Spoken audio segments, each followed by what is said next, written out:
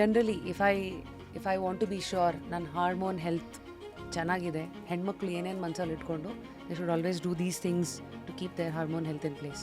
Basically first thing is menarche.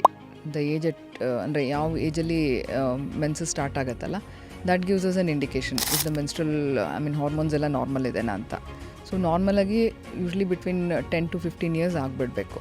At least the secondary sexual characters, what ever the breast development, the auxiliary hair, pubic hair, these are all A part of the hormones, female sexual hormones. So ಅದೆಲ್ಲ correct ಏಜಲ್ಲಿ ಬರ್ತಾ ಇದೆ ಅಂದರೆ most likely there is no problem. So if somebody doesn't attain their menses even after 15 years, you have to open your eyes. ಇನ್ನೂ problem ಇರುತ್ತೆ ಅಲ್ಲಿ. So it starts from there. And the other thing is like hormones normal ಇದ್ದರೆ ನಮ್ಮದು hormones ಎಲ್ಲ ಪಿಟ್ಯೂಟ್ರಿಯಿಂದ ಬರುತ್ತೆ, ಬ್ರೈನಿಂದ. So that will act on the ovary, that will produce the egg. The egg will produce estrogen and that will indirectly act on the uterus.